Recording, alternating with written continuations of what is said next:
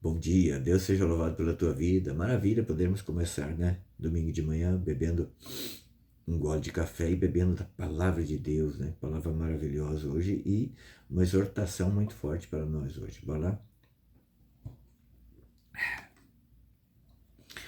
E diz assim: Mas todo o que fizer cair no pecado um desses pequeninos que crê em mim, melhor lhe fora que uma pedra de moinho lhe fosse amarrada ao pescoço e lançasse ao mar. Se a tua mão for para ti uma ocasião de queda, corta-a. Melhor te é entrares para a vida aleijado do que tendo as duas mãos ires para a hiena, para o fogo inextinguível, onde o verme não morre e o fogo não se apaga. Essa segunda parte do evangelho de hoje está no livro de Marcos, capítulo 9, versículos 42 e seguinte. Veja, aqui está o conselho de Jesus. Jesus não está aconselhando aqui para a pessoa se lance ao mar. Mas veja, vamos trazer à luz da reflexão de Santo Afonso Maria de Ligório, né, no livro Máximas Eternas, que ele diz assim que nós não deveríamos pedir a Deus no ímpeto a cura de uma pessoa, mas pedir para que Deus faça na vida dessa pessoa a vontade dele. Por quê? Ele nos explica que muitas vezes a pessoa está naquele momento de fragilidade, está naquele momento de dor e faz promessas então para que se ele melhorar, ele vai mudar de vida. Ele está decidido naquele momento. Só que quando ele melhorar, quando ele voltar à vida normal, ele vai provavelmente fazer mais pecados ainda do que fizera antes. Então, olhando para essa reflexão, à luz dessa reflexão, nós entendemos essa palavra de Jesus aqui, né? Essa exortação que melhor seria que morresse logo, pois o tormento no inferno seria menor ainda, né? Aqui São Beda vai nos dar uma luz, trazer uma luz, né? Na verdade é o livro de São Tomás de Aquino, Catenara, parafraseando São Beda, ele vai dizer assim: Jesus chama a nossa mão o amigo próximo, cujo auxílio cotidiano temos necessidade. Nós não falamos para as pessoas, para os amigos que estão, me dá uma mão aí, né? Essa é a mão que nós temos que cortar.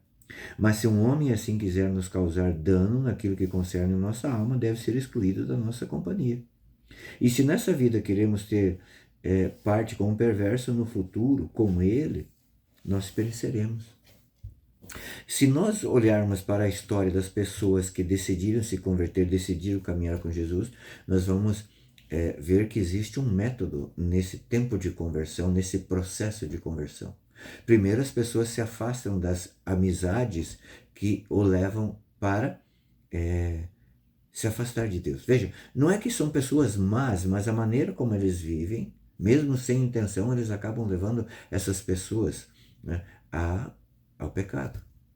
Então, quando a pessoa decide caminhar com Jesus, ela começa a se afastar dessas pessoas, de ambientes que o levam a pecar. Essa é a primeira parte. A segunda parte, então, vem aquela lamúria dos amigos deixados de lado. Ah, mas para que isso, né? Não, mas o que tem? Só uma vez? Não. Agora virou crente, virou beato, não, né? E aqui a gente vê, por exemplo, a história da conversão de Santo Agostinho, que foi assim. Santo Agostinho tinha decidido já que a vida dele tinha que mudar. Mas os pecados passavam na frente dele e dizia assim, não, mas veja, nunca mais você vai fazer isso e aquilo. Olha como é bom. Você não vai conseguir viver sem isso. Esse é o tempo da tristeza bíblica. É o tempo em que a gente decidiu seguir Jesus, né? Mas ainda a gente não está aprofundado na fé para poder seguir decididamente, como fala Santa Teresa. Então esse é um tempo difícil, porque é um processo que a gente tem que viver. Mas se essa pessoa continuar nesse processo, né, aquelas amigos que o criticaram, com o tempo vão começar a vir pedir conselhos no momento de dificuldade, de tristeza, pedir auxílio na oração, e aos poucos essas pessoas vão continuar também seguindo Jesus da mesma maneira que você o segue. Por isso é importante que a nossa vida não escandalize as pessoas, para que nós também não paguemos o preço, né? Para que nós também não paguemos o preço. E aqui vai dizer no versículo 44, onde o seu verme não morre e o fogo não se apaga. Jesus aqui está parafraseando Isaías 66:4, que é literal, onde o verme não morre e o fogo não se apaga, né? E Jesus vai dizer que o verme é a nossa consciência que nos acusa internamente. Esse é o verme que vai nos corroer, né? Santo Afonso Maria de Ligório vai dizer assim: quem reza se salva, quem não reza se condena. E grande será o tormento das pessoas que, ao chegarem no inferno, constatarem que seria tão fácil ter se salvado, bastava que essas pessoas rezassem. Porque uma pessoa que reza de verdade, ela se afasta dos falsos amigos, né? Então vai dizer aqui que o verme é a consciência que morde a alma, né? E que é o remorso, né? E o fogo é o que vai queimar externamente.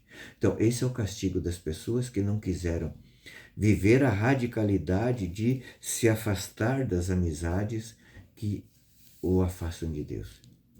É tempo de nós selecionarmos as nossas amizades. E isso aqui não se trata de querer ser melhor do que os outros, não. Eu tenho que me afastar dessa pessoa para que essa pessoa, mesmo me vendo à distância, ela veja que há um caminho diferente ao caminho dela. E esse caminho diferente é o caminho que a leva para Deus. Por caridade a ela também, eu tenho que me afastar daquilo que essa pessoa faz que me afasta de Deus. Que me afasta de Deus.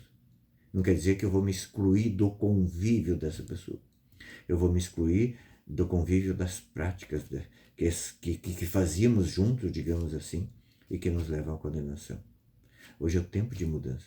É o tempo de decidir, como diz Santa Teresa, decidir decididamente. Coragem.